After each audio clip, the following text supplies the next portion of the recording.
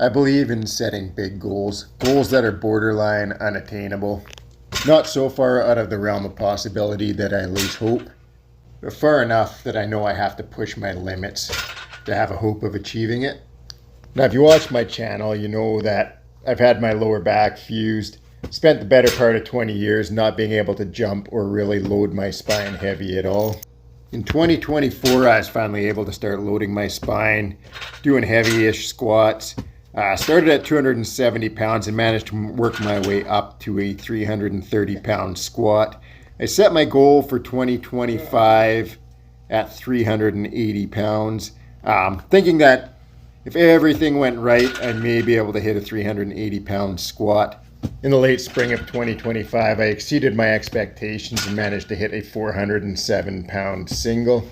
I know for some people that's not a lot of weight, but I literally put everything I had into getting to that point. It was obviously extra special given all the trouble I've had with my back over the years. It was validation that all the hard work paid off.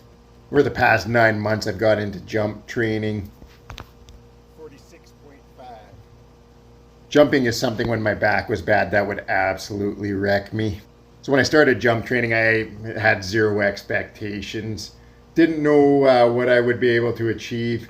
But as the training went on, I eventually managed to hit a 47-inch box jump, just barely.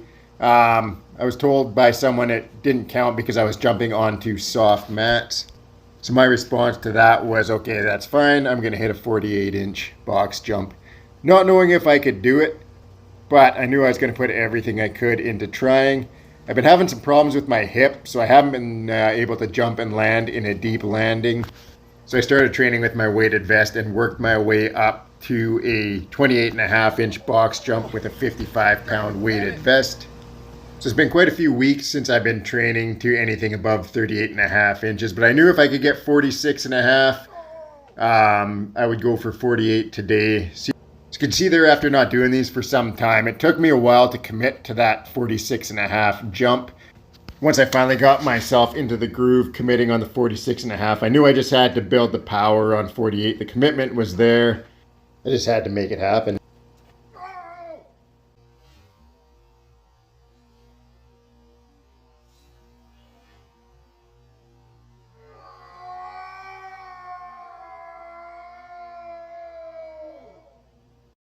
That moment when I landed that jump, it just kind of made me flash back to all the years trying to play stuff with my kids. Jumping would absolutely wreck me. The impact would just mess me up for weeks at a time. So I can't go back and redo those years, but man, I'm not gonna lie, it made landing that jump feel extra sweet. So now going from no approach, trying to land at 44.5 inches. It wasn't there, so I decided let's go for 43. I was very close on those and managed to get 43 on the first attempt. So super happy with the jumping today. Both the 48-inch approach jump and the 43-inch with no approach are PRs. Jumps I never thought I would make. Now it's time to set a new goal. So here we're doing fat grips extreme. 145 pounds was easy. 235 was a challenge. The fat grips were actually spinning on me. I hit 255 with a barbell the other day, double overhand deadlift. I thought this would be easier, but I actually found it harder. Kept having the fat grip spin, so I missed 255. 255 is what I got the other day. Followed that up with 3 sets of negatives with the trap bar into a vertical jump. So 255 pounds on the bar. So I'm going down as soon as the bar touches the mats, or as soon as the plates touch the mats. I'm just trying to explode up as hard as I can here. This was the first of 3 sets. I haven't trained these in a while, but this is actually one of my favorite jumping exercises. Just trying to hone in on being explosive on that transition point. Hoping to get that reaction time really quick and just be more twitchy. I'm not generally been a real fast twitch person, so I'm trying to train that and develop that as much as I can. Not necessarily easy at 46 years old, but giving it all I got. After that, we've added another 22 pounds to the speed box squat. So we're back down to 2 bands per side with 85 pounds of chain.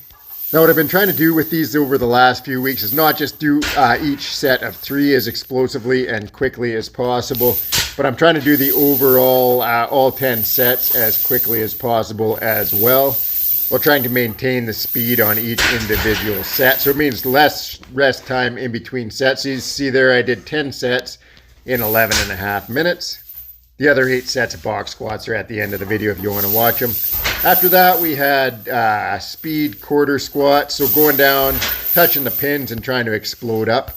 Here we got 289 pounds of weight, 4 bands, 2 per side, and 85 pounds in chain. I switched to do them Hatfield style, and I really like this. Basically, I'm not using my hands to assist kind of pulling me up. I'm using my hands to push into the rack and keep myself more upright. My goal is to maintain my jumping position as much as possible. So you can see I'm sitting back into my hips, keeping my angle roughly the same as I do when I jump, and then just trying to drive up as hard as I can through my hips and just make it as explosive as possible. Next up, we had speed, cambered bar, good mornings. So with these, 165 pounds in weight plus the chains, maybe a little more chain on the ground on these, but somewhere roughly close to 85 pounds there. And here we're just doing an explosive good morning, just hinging, sitting back into the glutes. You can see me push the glutes back, sitting into them, and then just driving up as hard as I can. With these, I'm trying to go nice and controlled on the way down. Don't want to take any chances with my lower back, so I control the eccentric and then just try to drive up hard on the concentric portion. So on these, I hit 3 sets of 5. I'm really happy with how these felt today. Didn't feel any strain on my lower back at all. This one here is for Michael McCabe. He wanted to see what I could do on zercher squats. So 220 plus the chains again. This was the first set. You can see that rep had a big hiccup in it. Almost fell forward. On the third set, I took off the lever belt and just went with the soft belt, mostly just to keep the bar from pinching my gut. Nice and comfortable on these ones. And this was the third set. By then I had the movement pattern figured out. These are my first ever real zercher squats. Wasn't kind of sure if I'd be able to get proper depth. I just went down till my elbows touched my legs, but depth looked good to me. I was happy with that. And then I finished off the workout with reverse squats, superset with hamstring curls on the cable machine. So I did the reverse squats, then just flipped over and did the hamstring curls on the same machine. I actually really liked that superset. Felt really good. It's just after 11 p.m. right now. I'm just finishing the voiceover.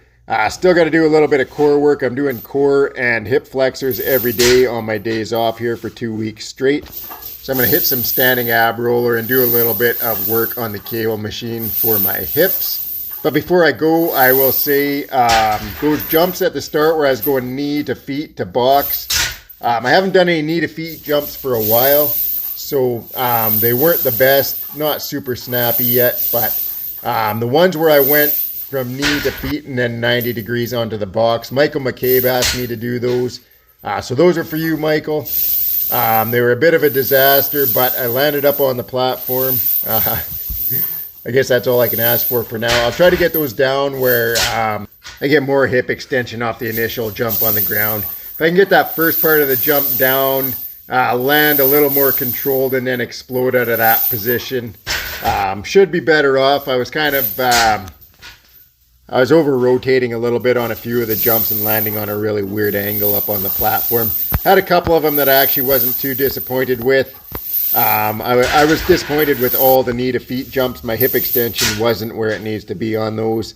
But I will work on rebuilding them, and we'll see if we can get those looking a little bit snappier and land nice and controlled on the platform. All right, and if anybody's still watching the box squats at this point, really appreciate your support. Thank you so much for watching. I'm going to head off and do some core.